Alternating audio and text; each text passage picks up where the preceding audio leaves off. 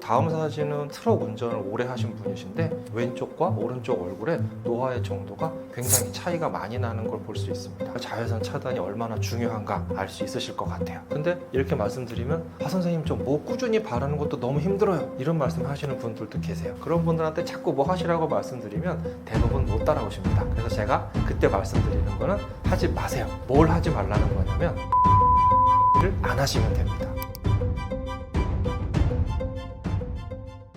안녕하세요. 저는 피부 미용 진료를 주로 보고 있는 최원진 원장입니다.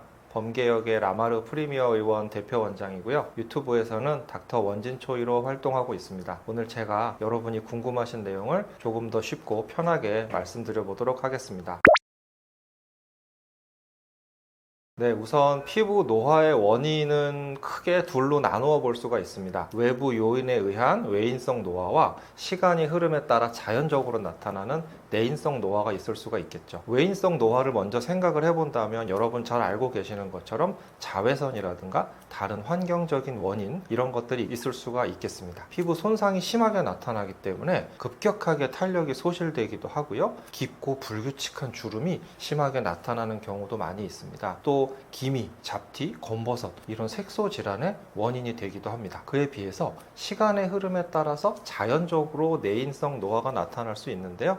이것은 시간이 가장 중요한 포인트가 되지만 유전적인 영향을 조금 많이 받는 분들도 있으세요. 대부분의 경우에 아주 작은 미세한 주름이 나타나고 색소가 악화되지는 않습니다. 곱게 나이 드신 할머님 얼굴을 생각을 해보시면 좋을 것 같아요. 탄력이 서서히 떨어지는 거죠. 그렇다면 우리가 이것을 예방하기 위해서 홈케어를 해야 되는데 가장 중요한 거, 저는 자외선 차단이라고 생각을 합니다. 자료 화면으로 아마 나갈 텐데요. 이 사진을 보시면 이 할머님은 한 40년 동안 자외선 차단제를 얼굴에 잘 바르셨거든요. 근데 목에는 안 바르신 거예요. 보시면 얼굴하고 목에 굉장히 차이가 나는 걸 보실 수가 있습니다. 또 다음 사진은 워낙 인터넷에 유명한 사진이라 한 번쯤 보셨을 수도 있는데 트럭 운전을 오래 하신 분이신데 왼쪽과 오른쪽 얼굴에 노화의 정도가 굉장히 차이가 많이 나는 걸 볼 수 있습니다. 또 다음 사진은 쌍둥이 할머님이신데요. 한 분은 자외선 차단을 열심히 하셨고 한 분은 잘 안 하셨어요. 이 두 분의 사진을 비교를 해보시면 굉장히 우리가 자외선 차단이 얼마나 중요한가 알 수 있으실 것 같아요. 그래서 사실은 외인성 노화에서는 이 자외선이 한 80에서 90% 정도 그 이상을 차지한다는 연구 결과도 있을 정도로 자외선 차단이 가장 중요합니다. 뭐 그 외에도 흡연이라든가 식습관, 불규칙한 수면도 어느 정도는 영향을 줄 수 있다고 합니다. 그럼 이제 어떻게 효과적으로 자외선 차단을 해야 되느냐? 그렇다면 그 전에 먼저 자외선의 종류부터 좀 저는 나눠봤으면 좋겠습니다. 자외선은 파장에 따라서 UVA, UVB, UVC로 나누어지는데요.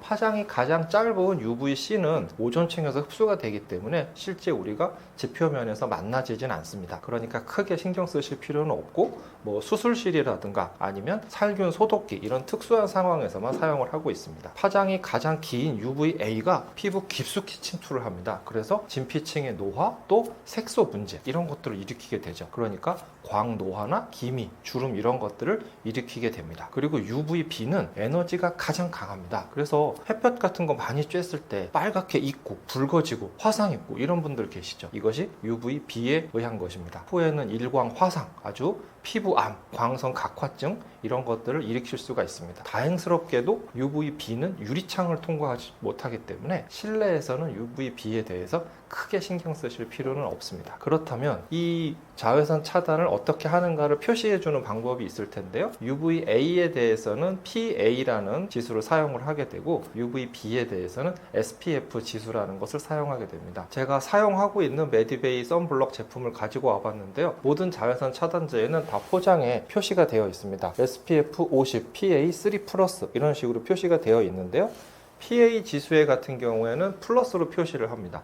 플러스가 많아질수록 2+, 3+, 4+, 많아질수록 자외선 차단 지수가 높아지는 거고요. 그 다음에 SPF 지수에 있어서는 숫자가 15, 30, 50, 100 이렇게 표시가 되어 있는데 숫자가 커질수록 자외선 차단의 효과가 커지는 것입니다. 그래서 보통의 우리가 일상적인 출퇴근이나 카페, 마트를 가신다든가 도시 생활을 할 때는 SPF 15에서 30, PA는 2+ 정도 이상의 제품이라면 충분하다고 봅니다. 이런 제품들은 가볍고 산뜻한 제형이 많아서 바르기도 좋거든요. 그런데 골프를 치러 나가서 5시간, 6시간 밖에 계시고 등산하시고 바닷가에 가서 낚시도 하시고 해변에서 물놀이도 하신다면 이런 야외 활동에 있어서는 반드시 SPF 50 이상 그리고 PA는 3+ 이상의 제품을 사용을 하는 것이 좋고요. 가급적 워터프루프 제품을 사용하시는 것이 좋을 것 같아요. 왜냐하면 땀이나 물에 씻겨 나갈 수가 있기 때문입니다. 이 자외선 차단제는 바르면 즉시 효과가 있는 게 아니기 때문에 한 외출 2-30분 전에는 발라서 흡수시킬 수 있는 시간을 줘야 됩니다. 그리고 땀, 피지, 그리고 이런 마찰로 인해서 지워질 수가 있기 때문에 보통은 한 2-3시간 정도마다 다시 덧발라주시면 좋습니다. 잘 안 발라지는 부분이 귀라든가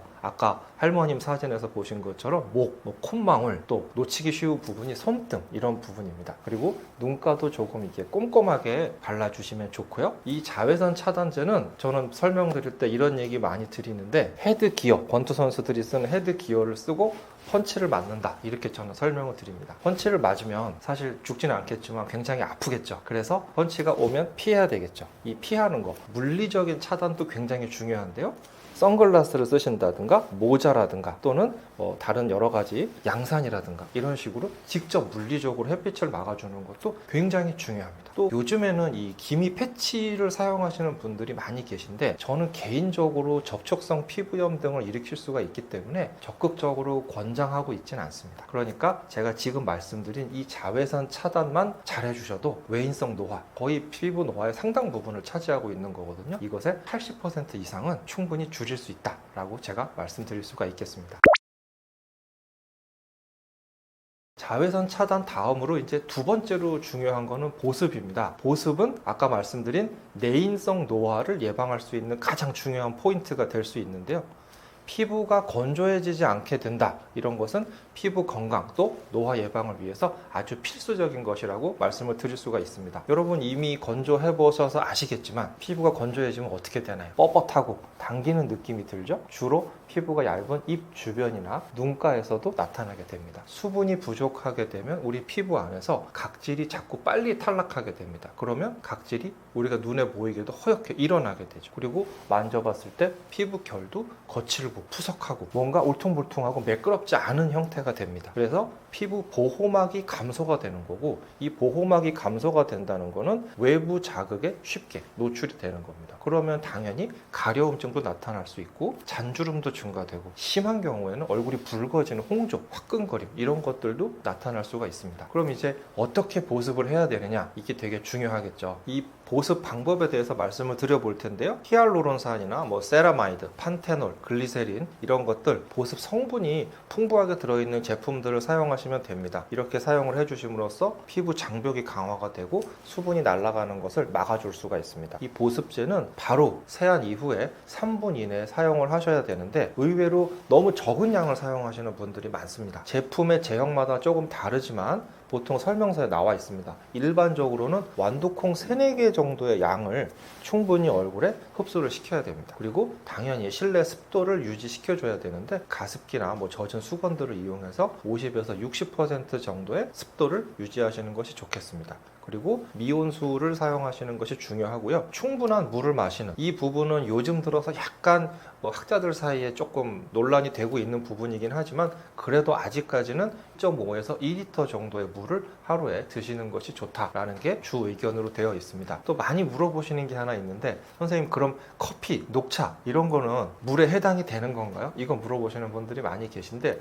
예전에는 이거를 물이 아닌 걸로 쳤습니다. 근데 최근에는 조금 더 연구를 많이 해보니까 그래도 어느 정도의 물을 대체해주는 효과가 있다. 그래서 한 80% 내외 정도로 볼 수 있습니다. 물론 아메리카노 커피라든가 녹차 이런 걸 말씀드리는 거지 사이다, 이런 주스, 콜라 이런 건 아닙니다. 그래서 그렇게 보시면 될 것 같고요. 그런데 내가 보습제를 발랐는데도 너무 건조하다 이런 분들도 있을 수가 있습니다. 그런 경우에 또 해결해 볼 수 있는 방법이 있는데 첫 번째는 오일 실링이라는 방법입니다. 이거는 보습 크림을 일단 바르신 뒤에 그 위에 아주 소량의 페이셜 오일을 덮어주는 겁니다. 날아가지 못하게 수분이 날아가지 못하게 이렇게 덮어주는 방식인데 이렇게 바르시고 주무시면 도움이 될 수 있고요. 두 번째로는 국소 밀폐요법이라는 게 있는데 이것은 병원에 가서 어떤 시술을 받아보신 분들은 경험해 보셨을 수도 있습니다. 어떤 연고나 크림을 도포한 뒤에 그 위에 랩을 씌우고 또 마스크팩 같은 걸로 덮어주면 밀폐를 시키면 이 흡수율이 굉장히 많이 올라가게 됩니다. 대략 한 20분에서 30분 정도 사용을 하면 되는데 효과가 굉장히 좋지만 또 거꾸로 흡수가 너무 많이 되는 경우에는 이게 문제를 일으킬 수 있기 때문에 조심해서 하시는 것이 좋겠습니다.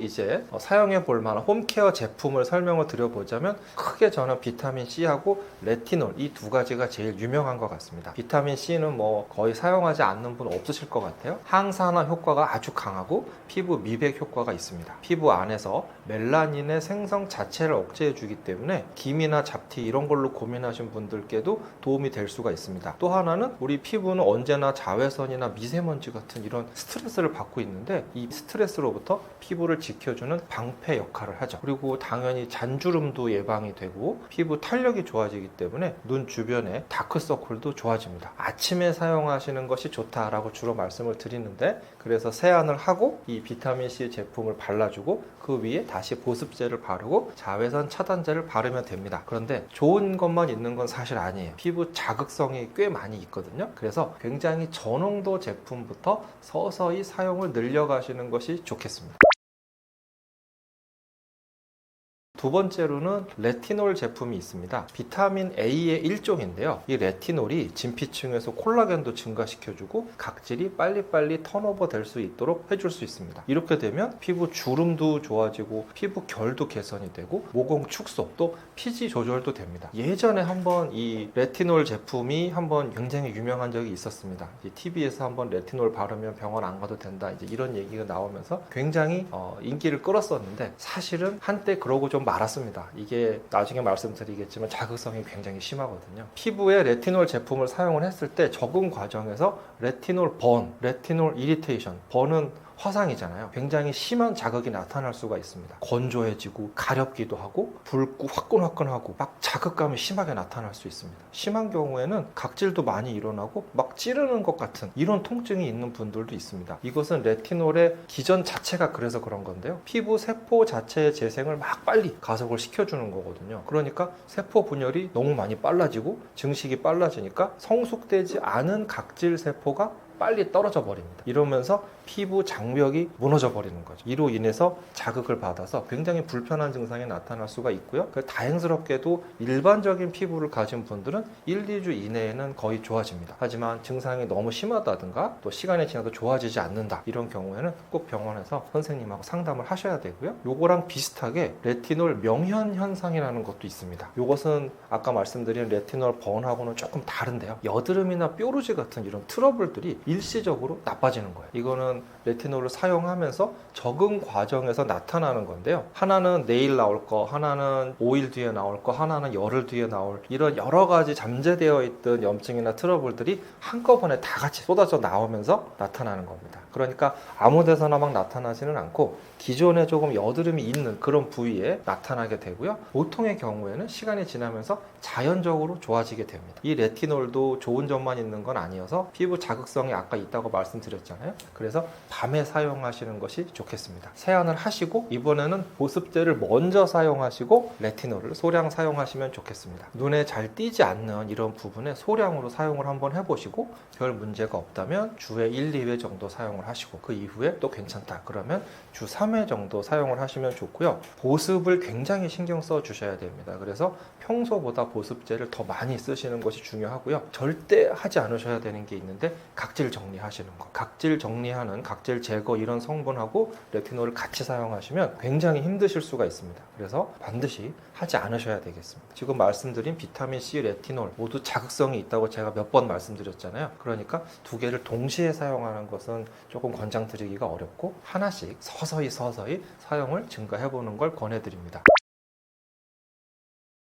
이제까지 말씀드린 이 홈케어 자체에 대한 내용을 정리를 해보면 자외선 차단제도 발라야 되고 보습제도 써야 되고 이것도 바르고 저것도 바르고 근데 이건 주의해야 되고 이거 조심해야 되고 너무 어렵고 힘들지 않습니까? 사실 우리 인생이 이미 너무 힘들고 피곤한데 이 홈케어까지 너무 피곤하고 힘들다. 선생님 저 뭐 하나만으로 다 되는 건 없을까요? 이런 거 물어보시는 분들 되게 많으시거든요. 근데 사실 뭐 그런 게 없습니다. 없는데 그래도 제일 비슷한 거 하나만 찾아보자면 저는 나이아신 아마이드를 말씀드려보고 싶습니다. 이 나이아신 아마이드는 비타민 B3의 일종입니다. 미백, 항염, 보습, 피부 장벽도 살려주는 좋은 효과를 가지고 있는데 더 좋은 것은 대략 한 5에서 10% 정도의 농도까지는 자극성도 거의 없습니다. 그러니까 좀 부담 없이 사용을 해볼 수가 있죠. 근데 이렇게 말씀드리면 선생님 좀 뭐 꾸준히 바르는 것도 너무 힘들어요, 이런 말씀 하시는 분들도 계세요. 그런 분들은 사실 꾸준히 뭘 하시기가 어려운 분들이죠. 그런 분들한테 자꾸 뭐 하시라고 말씀드리면 대부분 못 따라오십니다. 그래서 제가 그때 말씀드리는 거는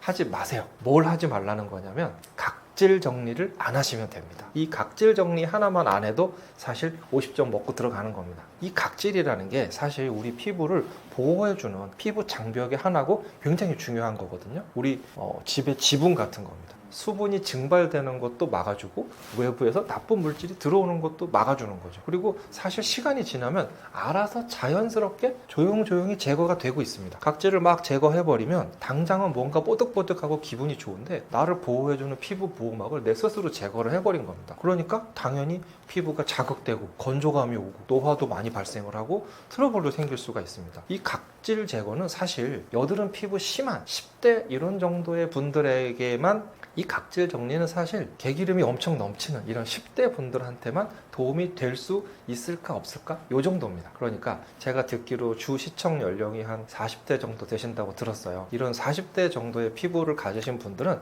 사실은 이 필링 제품은 다 갖다 버리세요. 안 쓰셔도 됩니다. 굳이 이걸로 여러분의 피부를 고생시킬 필요가 없습니다. 이렇게 제가 지금 내용을 쭉 말씀드렸는데 공부를 해도 그렇고 피부 관리도 그렇고 사실 다 노력입니다. 꾸준한 노력은 배신을 하지 않기 때문에 여러분이 제가 지금 이렇게 말씀드린 내용을 실천을 해주신다면 적어도 50%, 60% 이상의 피부 개선 효과를 보실 수가 있을 겁니다.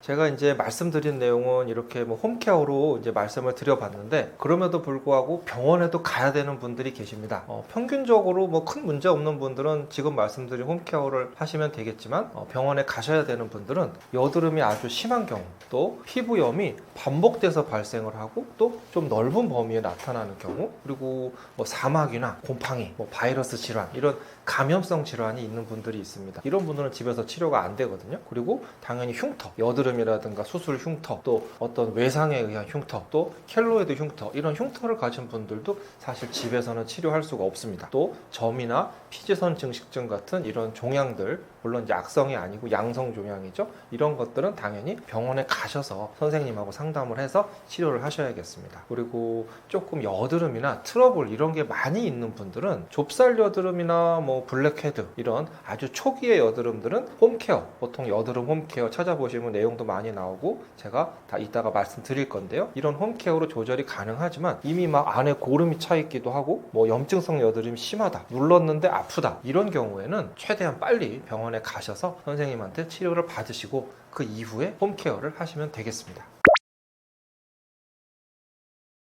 예, 제가 지금까지 좀 길게 말씀을 드렸는데요. 이런 거 제가 말씀드리는 것을 처음부터 끝까지 다 하실 수 있는 분들 사실 많지는 않으실 것 같습니다. 하지만 시작하는 게 저는 반이라고 생각을 하고요. 그래서 여기 나온 내용 중에 뭐 한두 가지 뿐만이라도 한번 시작을 해보시는 것을 추천을 드리고요. 그렇게 해도 안 되는 분들은 뭐 저한테 오시면 제가 더 좋은 방법으로 도와드릴 수 있으니까 한번 병원에 방문하셔서 상담을 해보시는 것도 좋겠습니다.